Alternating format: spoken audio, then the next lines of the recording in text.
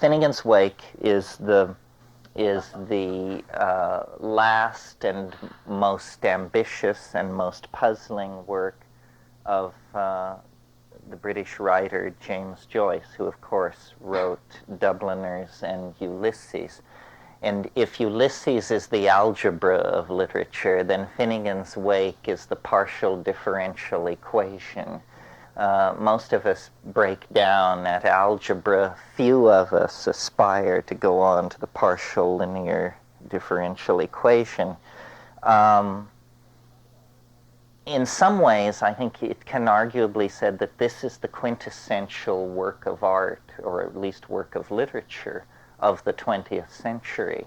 And Joyce intended it that way.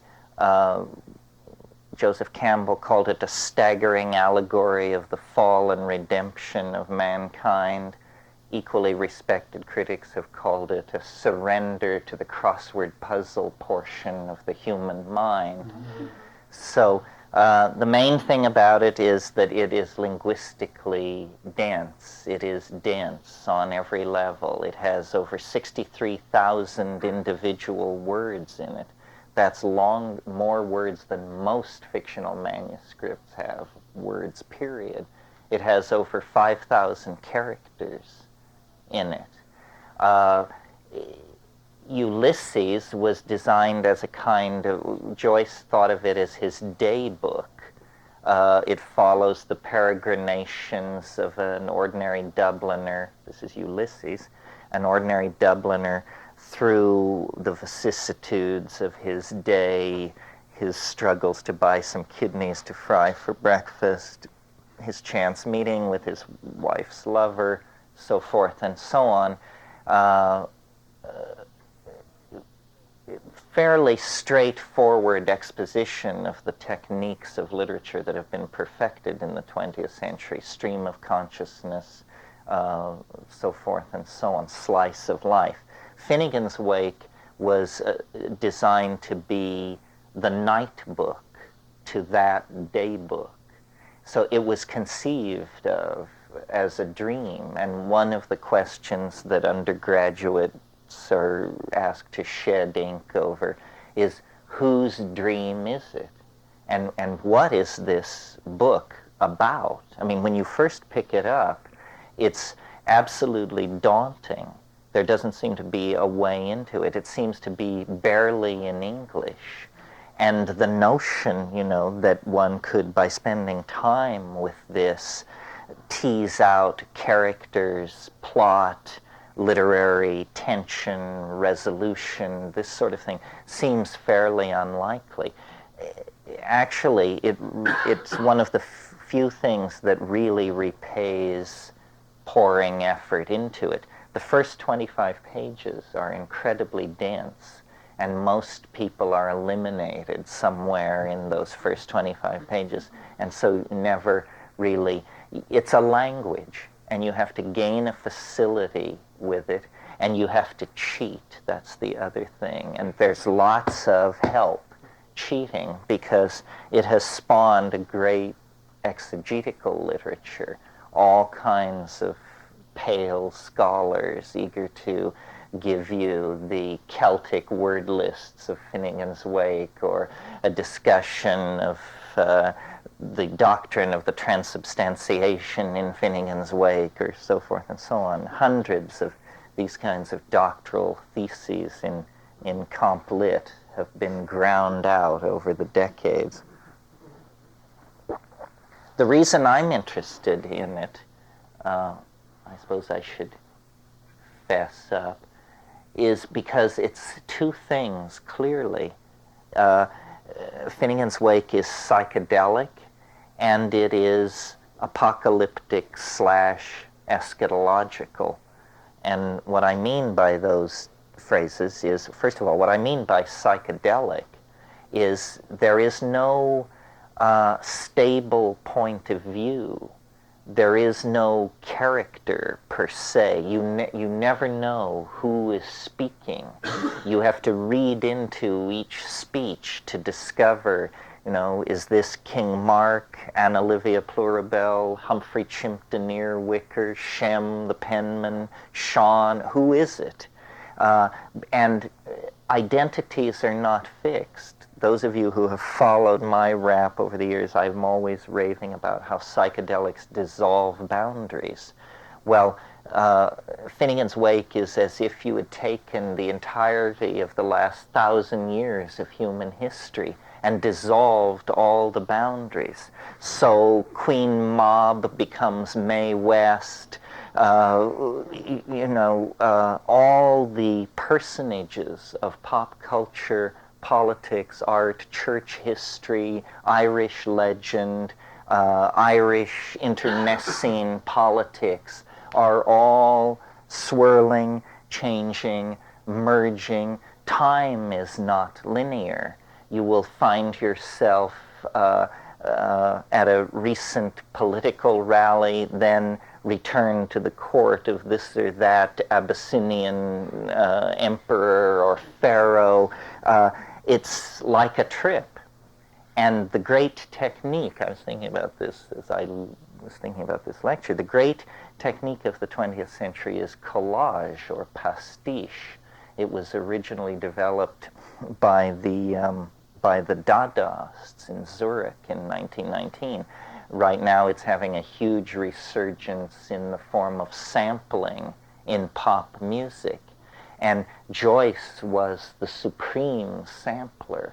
I mean, he draws his material from technical catalogs, menus, legal briefs, treaty language, mythologies, dreams, doctor-patient conversations. Everything is grist for this enormous distillery.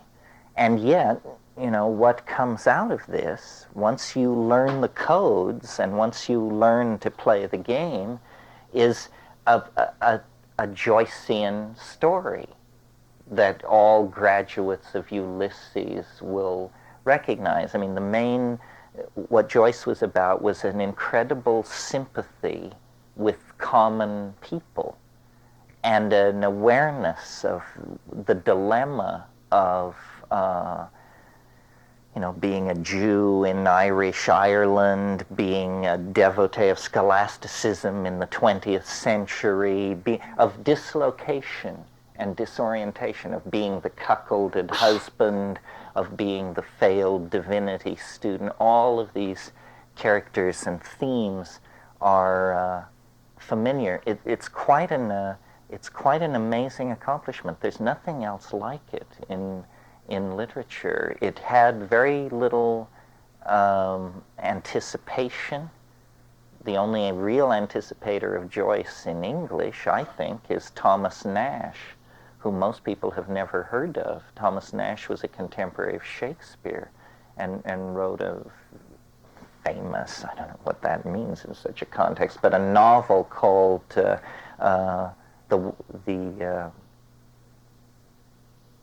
was called The Wayfaring Traveler. Anyway, Nash had this megalomaniac richness of language, this attitude that it's better to put it in than take it out. And that's certainly what you get with Joyce. I mean, Joyce is so dense with technical terms, brand names, pop references, localisms. The way to conceive of Finnegans Wake really is like a midden, a garbage dump. And there is, in fact, a garbage dump in the wake that figures very prominently. And what you, as the reader, have to do is go in there with nut pick and toothbrush and essentially remove one level after another level after another level and sink down and down. And the theme is always the same, the delivery of the word, the misinterpretation of the word, and the redemption of the word at every level in all times and places. The reason I've now gone some distance toward explaining why I think of it as psychedelic, the reason why I think of it as eschatological and apocalyptic is because he really You know, it's hard to tell. We don't have James Joyce around to ask how much of this material he took seriously and how much of it was grist for his literary mill. But he was perfectly conversant with Renaissance theories of magic. The entire book is based on La Scienza Nuova of Giambattista Vico, who was I don't even know what you would call him, a Renaissance sociologist, basically, and systems theorist. And Joyce once in a famous interview said that if the whole universe were to be destroyed and only Finnegans Wake survive, that the goal had been that then the entire universe could be reconstructed out of this. Some of you who are students of Torah, this is a very Talmudic idea that somehow a book is the primary reality. You know, the idea in Hasidism in some schools is that all of the future is already contained in the Torah, and then when you ask them, well, if it's contained there, then isn't it predestined? And the answer is no, because the letters are scrambled, and only the movement of the present moment through the text correctly unscrambles and arranges the letter. This is Joyce thinking for sure. And it's very close to a central theme in Joyce and a central theme in the Western religious tradition, which is the coming into being, the manifestation of the Word, the declension of the Word into matter. And in a sense, what Joyce was trying to do was, he was in that great tradition of literary alchemy whose earlier practitioners were people like Robert Flood, Athanasius Kircher, Paracelsus. These are not familiar names, but in the late flowering of alchemy, when the birth of modern science the rosy glow could already be seen, the alchemists turned toward literary allegory in the 16th and early 17th century. Joyce is essentially in that tradition. I mean, this is an effort to condense the entire of experience, all as Joyce says in The Wake, all space-time in a nutshell is what we're searching for here. A kind of philosopher's stone of literary associations from which the entire universe can be made to blossom forth. And the way it's done is through pun and tricks of language and double and triple and quadruple entendre. No word is opaque.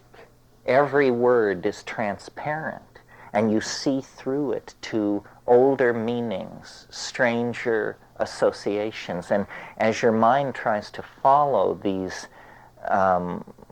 associative trees of connection, you eventually you get the feeling, which is the unique feeling that the wake gives you, which is, it's about as close to LSD on the page as you can get, because you are simultaneously many points of view, simultaneously many dramatis loci, many places in the plot, and the whole thing is riddled with resonance.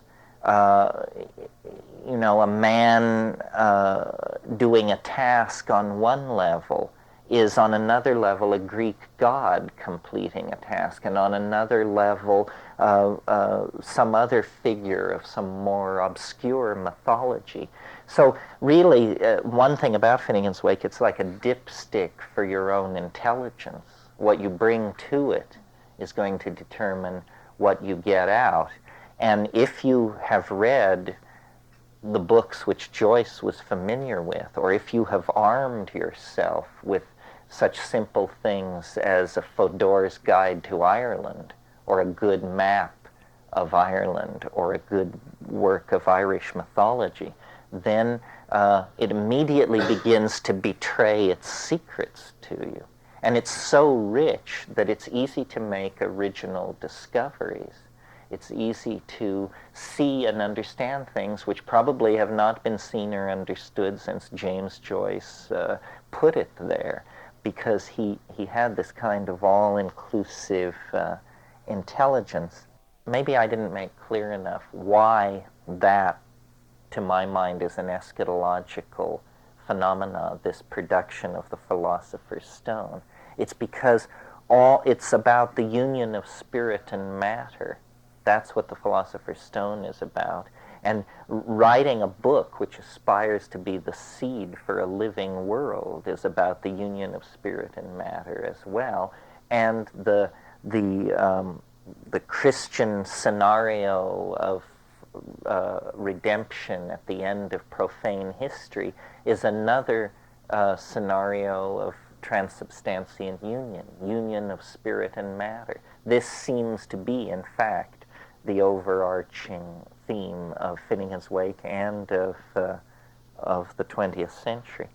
In terms of the temporal context for this book, it was finished in 1939, a few months before 1939, and Joyce died early in 1939. In a sense, he died in one of the most science fiction moments of the 20th century, because the Third Reich was going strong. It had not yet been pegged down a notch. Schemes of eugenics and thousand-year racially purified super civilizations, all of that crazy early 40s stuff was happening. And the book is surprisingly modern.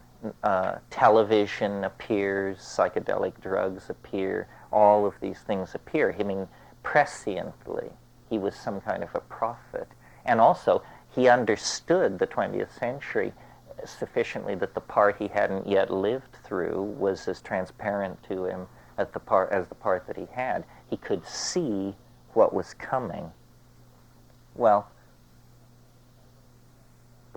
that's by way of my introduction. I want to read you what some other people have said about this, because I don't think I can say enough on my own. This is the indispensable book, if you're serious about this, A Skeleton Key to Finnegans Wake. And it takes the view that we don't know what this thing is, so we have to go through it literally, line by line.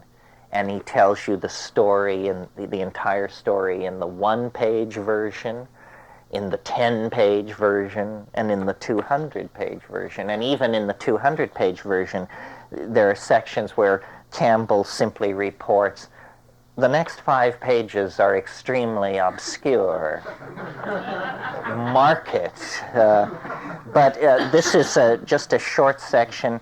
And one of the things about working with the Wake is you become, at first, this language, which is so impenetrable and bizarre, it ends up infecting you, and you become unable to write or talk any other way.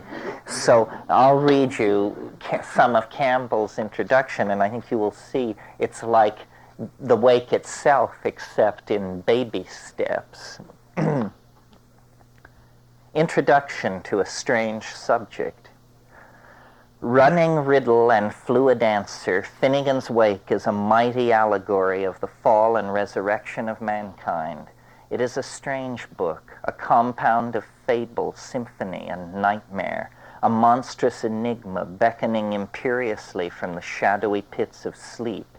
Its mechanics resemble those of a dream which has freed the author from the necessities of common logic and has enabled him to compress all periods of history, all phases of individual and racial development into a circular design of which every part is beginning, middle, and end. In a gigantic wheeling rebus, dim effigies rumble past, disappear into foggy horizons, and are replaced by other images, vague but half-consciously familiar. On this revolving stage, mythological heroes and events of remotest antiquity occupy the same spatial and temporal planes as modern personages and contemporary happenings. All time occurs simultaneously. Tristram and the Duke of Wellington, Father Adam and Humpty Dumpty merge in a single precept. Multiple meanings are present in every line. Interlocking allusions to keywords and phrases are woven like fugal themes into the pattern of the work. Finnegans Wake is a prodigious, multifaceted monolith, not only the cauchemar of a Dublin citizen, but the dreamlike saga of guilt-stained, evolving humanity. The vast scope and intricate structure of Finnegans Wake give the book a forbidding aspect of impenetrability. It appears to be a dense and baffling jungle, trackless and overgrown with wanton perversities of form and language. Clearly, such a book is not meant to be idly fingered. It tasks the imagination, exacts discipline and tenacity from those who would march with it. Yet some of the difficulties disappear as soon as the well-disposed reader picks up a few compass clues and gets his bearings. Then the enormous map of Finnegans Wake begins slowly to unfold. Characters and motifs emerge, themes become recognizable, and Joyce's vocabulary falls more and more familiarly on the accustomed ear. Complete understanding is not to be snatched at greedily in one sitting, or in 50, I might add. Nevertheless, the ultimate state of the intelligent reader is certainly not bewilderment. Rather, it is an admiration for the unifying insight, economy of means, and more than Rabelaisian humor which have miraculously quickened the stupendous mass of material. One acknowledges at last that James Joyce's overwhelming micro-macrocosm could not have been fired to life in any sorcerer furnace less black, less heavy, less murky than this, his incredible book. He had to smelt the modern dictionary back to protean plasma and reenact the genesis and mutation of language in order to deliver his message. But the final wonder is that such a message could be delivered at all. Every book has to be about something. I mean, so what is this book about? Well, as far as anybody can tell, it appears to be about someone named, well, they have hundreds of names actually, but for economy's sake, someone named Humphrey Chimpton Earwicker, or abbreviated HCE. And Humphrey Earwicker runs a pub in Chapelizod, which is a suburb or a district of London. And he has, as it says, an idyll wifey, who is Anna Livia Plurabelle. And now these two people, this barkeep and his wife, and their two children, Jerry and Kevin, or Shem and Sean, and then they also have hundreds of names because they occur on hundreds and hundreds of levels. Every brother struggle in history is enacted by the two boys, Jerry and Kevin. They are Shem the penman and Sean the other one. And they dichotomize certain parts of the process. So here is, in one paragraph, this is the Cliff Notes version of what Finnegans Wake is all about. If you commit this to memory, you will never be caught wanting at a New York cocktail party. As the tale unfolds, we discover that Humphrey Chimpton Earwicker is a citizen of Dublin, a stuttering tavern keeper with a bull-like hump on the back of his neck. He emerges as a well-defined and sympathetic character, the sorely harrowed victim of a relentless fate, which is stronger than, yet identical with, himself. Joyce refers to him under various names, such as Here Comes Everybody and Haveth Childers Everywhere, indications of his universality and his role as the great progenitor. The hero has wandered vastly, leaving families, that is, deposits of civilization, at every pause along the way from Troy in Asia Minor, he is frequently called the Turk, up through the turbulent lands of the Goths, the Franks, the Norsemen, and overseas to the green isles of Britain and Eire. His chief Germanic manifestations are Woden and Thor, his chief Celtic, Manan and Maclar. Again, he is St. Patrick carrying the new faith. Again, Strongbow leading the Anglo-Norman conquest. Again, Cromwell conquering with a bloody hand. Most specifically, he is our Anglican tavern keeper, HCE, in the Dublin suburb Chapelizod. So, like Ulysses, the ground zero here is the utterly mundane, middle-class, tormented Irish people embedded in the detritus of the 20th century. But there's an effort to never lose the cosmic perspective, never lose the sense that we are, not individuals lost in time, but the front ends of gene streams that reach back to Africa, that we somehow have all these ancestors and conflicts swarming and storming within it. It's a glorious, psychedelic, heartful Irish view of what it is to be embedded in the mystery of existence. Well, okay, enough arm waving. Now let's cut the cake here. River run past Eve and Adams, from swerve of shore to bend of bay, brings us by a commodious vicus of recirculation back to Howth Castle and environs.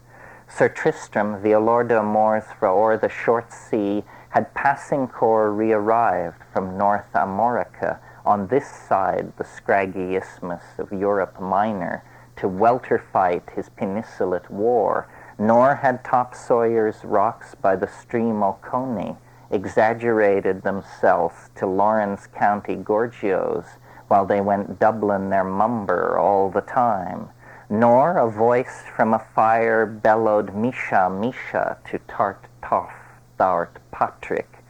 Not yet, though Venice soon after had a kid-scad butt-ended a bland old Isaac. Not yet, though all's fair in Vanity, were Sophie Sester's wroth with 2-1 Nathan Joe.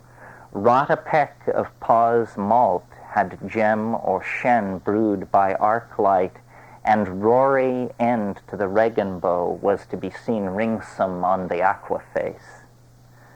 The fall. Baba Baba Dalgara Hagatak Amina Arong Kwarak Brontong Nerung Kwabang Varahu Tengat Aktul Hur Dimon Wangamanunuk. Of a once Wall Street old par is retailed early in bed and later on life do it down through all Christian minstrelsy. The great fall of off-wall entailed at such short notice the fit shoot of Finnegan, Erse solid man, that the Humpty Hill head of himself promptly sends an unquiring one well to the west in quest of his Tumpty Tumtoes, and their upturned pike toe and place is at the knockout in the park where oranges have been laid to rust upon the green since Devlin's first loved Livy. So, now, granted that the first pages are dense, and it isn't all this dense, because even though the concept of fractals lay years in the future, the effort here is to tell the whole damn thing in the first word, to tell it again in the next 2 words, to tell it again in the next 3 words, and so on. So here in these first roughly 3 paragraphs, a huge amount of information is being passed along. First of all, we're given a location if we're smart enough to know it. River run past even Adams, from swerve of shore to bend of bay, brings us by a commodious vicus of recirculation back to Haworth Castle and environs. Well, now, if you know the geography of Dublin, you know that's where you are, because, and notice Haworth Castle and environs is HCE. These initials recur thousands of times in this book, always bringing you back to remind you that this has something to do with Humphrey Earwicker. What this first sentence says is River Run, and it's the River Liffey, which we will meet in 1,000 reincarnations, because Anna Livia Plurabelle is the personification of the goddess River. The river runs past Even Adams, and there is a church there on the shore named Adam and Eve's in Dublin, from swerve of shore to bend of bay, and then this strange phrase brings us by a commodious vicus of recirculation. This announces the great architectonic plan of the wake, that it is in fact going to be based on the sociological ruminations of Gian Battista Vico's La Scienza Nuova, the vicus mode of recirculation, because, as I'm sure you all know, Vico's theory of the fall and redemption of mankind was that there were 4 ages. I can't remember, gold, silver, iron, and clay, I think. And so this idea of the recirculation, of the connectedness, of the cyclicity, of the, as he says, the same again and again. Finnegan, sin again, the same again. And this is one of his great themes, is the recurso. Everything comes again. Nothing is unannounced. Every love affair, every dynastic intrigue, every minor political disgrace, and a minor political disgrace figures very prominently in this book, because as the carrier of Adam's sin, the great dilemma for Humphrey Earwicker is that he is running for a minor political post, alderman, but apparently one night, rather juiced, he relieved himself. Well, there are many versions, and you hear them all, and they are all given in dreams and in mock trials and in accusatory fantasy. He either innocently took a leak in the park, or he fondled himself in some way in the presence of Maggie and her sister in such a way that his reputation is now at great risk. And it all depends on the testimony of a cad, a soldier, or perhaps 3 soldiers. It's never clear. It's constantly shifting. And this question of, what happened when Maggie seen all with her sister in shawl at the magazine wall haunts the book, because on it turns the question of whether HCE is a stalwart pillar of the community, or in fact a backsliding masturbator and a monster, and so forth and so on, as one always is if one is trapped in a James Joyce novel. Then this puzzling list in the second paragraph is simply a list of things which haven't happened yet. Sir Tristram, lover of music, violor d'amours, for o'er the short sea, had passing corps, not yet, re-arrived from North Amorica, from the coast of Brittany, on this side the scraggy isthmus of Europe Minor, to welterweight his peninsulate war. Now this word peninsulate is typical Joyce punning. Peninsulate war, obviously because it's being launched from Brittany. Peninsulate war, because Sir Tristram is the great archetype of the lover, and and so his war is peninsulate. Okay, so that's the first thing that has not yet happened, it's telling you. Sir Tristram has not yet come to Ireland, to put it simply. Nor has Top Sawyer's rocks by the stream Oconee exaggerated themselves to Lawrence County Gorgios while they went doubling their mumber all the time. Now, this is further obscurity. There is a stream in Georgia, and Top Sawyer is a reference to Tom Sawyer, because Tom Sawyer was Huck Finn's friend, and Huck Finn is Finn in America.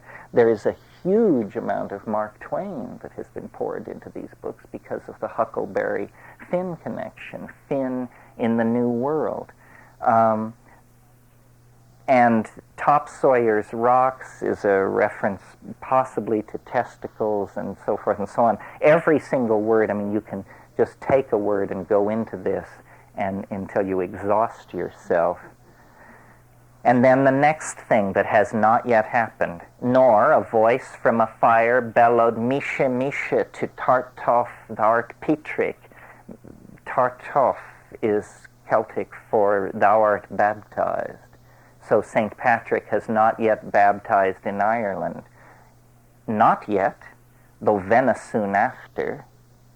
And the venison is a pun on venison and very soon. Had a kid-scad butt-ended a bland old Isaac. It's a reference to the Isaac Esau tale in the Bible. It's also a reference to Isaac Butts, who was a figure in the politics of the Irish Rebellion. Not yet, those alls fares in vanity, were Sothi Sesters wroth with to a Nathan Joe. That's, at this point, a very obscure reference, but there is a great incest and sister theme in Finnegans Wake. And the mistresses of Jonathan Swift become carriers of a huge amount of energy in here, as do the mistresses of Thomas Sterne, because it's better to be swift than stern, or something like that. And then the last of these things, which hadn't happened yet, wrought a peck of Paul's malt had gem or shem brewed by arc-light, and Rory into the Regan brow was to be seen ringsome on the aqua face. That seems pretty obscure to me. According to Joseph Campbell, it's simply a reference to the presence of God moving over the waters in the first lines of Genesis, ringsome on the aqua face. Then this phrase, the fall, and the multisyllabic word, that word, these are the Viconian thunders, and they announce the beginning of each Viconian age. And when the thunder speaks, you know then that you're into a transition.